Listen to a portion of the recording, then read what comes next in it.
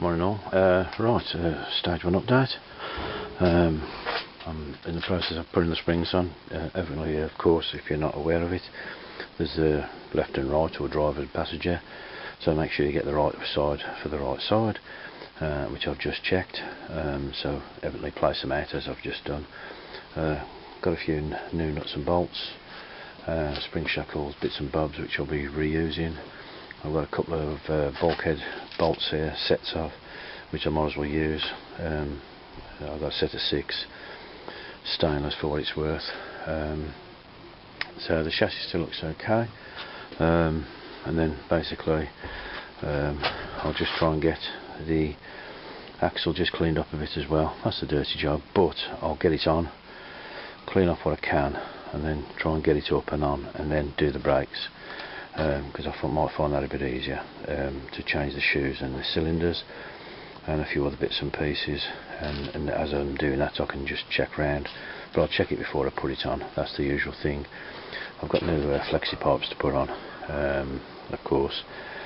As you say, it has been standing for some time, so the cylinders and the brakes are to be changed, and stage 1 is 3-inch wide shoes, which are quite big and specific for this. Everything else looks alright.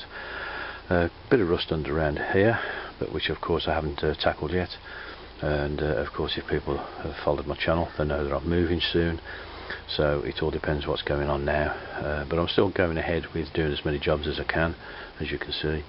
Evidently I need the wheels and stuff on, at least then having a rolling chassis, rolling project as well. So there you go.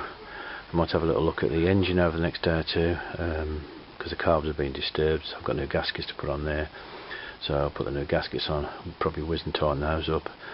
The plugs are out at the moment, and I've got a new set of leads, the usual bits and pieces. I've no reason why the engine won't start, if I manage to coax it. I've changed the oil and put a new filter on. I haven't really messed about with that. I know there's jobs got to be done around the engine, and there's a couple of corroded wires at the back by towards the gearbox area. But as you can see, it's a shame if I have to lose the project, but hey ho, it doesn't matter. I'm not concerned. My main concern is getting as much done as I can and see if it will pass on, or if not, somebody might take the project on for me and I'll pay them to finish it off. So either way, it's a win-win. Remember, have no regrets.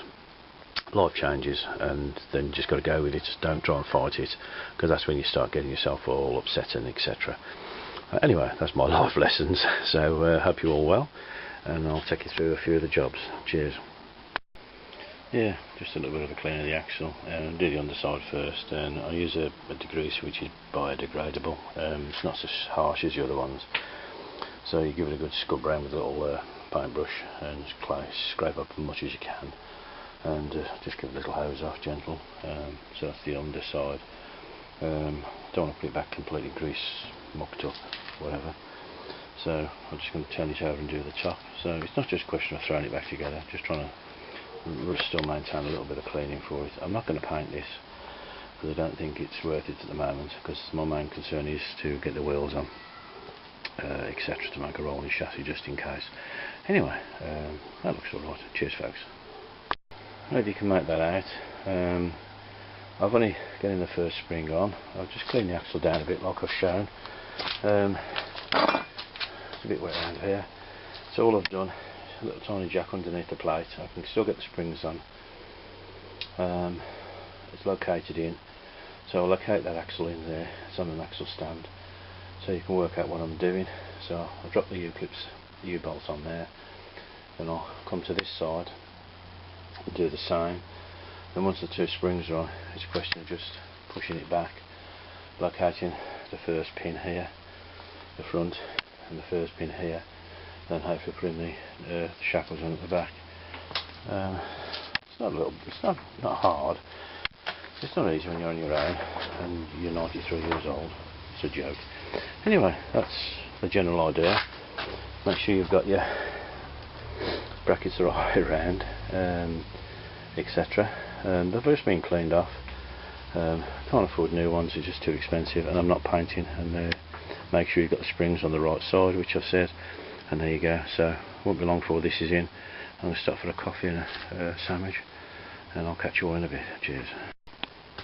That's the one side basically in about the shackles, but just as a little if anybody does it again, I mean I never did, is that when I check the front drum on here and putting the spring in, the spring shackle is quite wide, and of course I'm trying to line everything up, and I'm suddenly realising that it never was test fitted in here, and so I had to just widen a fraction either side just to get the spring in.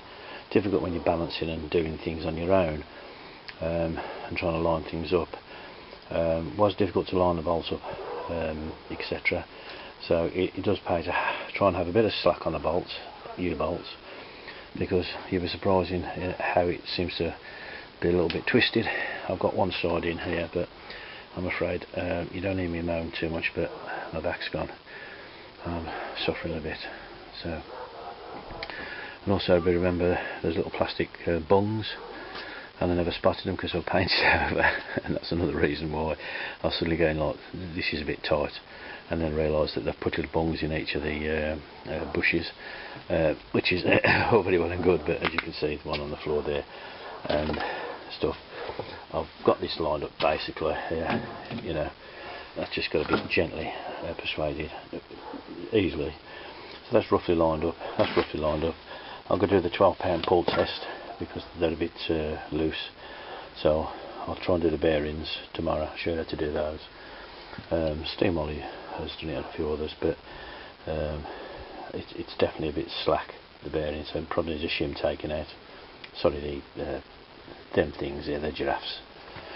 I know what I'm on about, I think. So just remember those. Just remember that, you know, line things up best you can. If you're on your own like I am, it is a bit of a struggle sometimes, and I do rattle on a bit, but I have now got to go and sit down and take some tramadol. So there you go. So tomorrow I'll come out, hopefully put that shackle pin in there, tickle around there, tidy up, and do the pull weights test on the pins. I can't remember, not the king pins, the Ralco bushes, whatever they are. I'm not a mechanic, as you know. I'm not rehearsed this, by the way, it's all one take. So I'll do them, because that's quite floppy, that is. That'll just flop, so it needs a shim out, just to tighten it up. Anyway, coming on.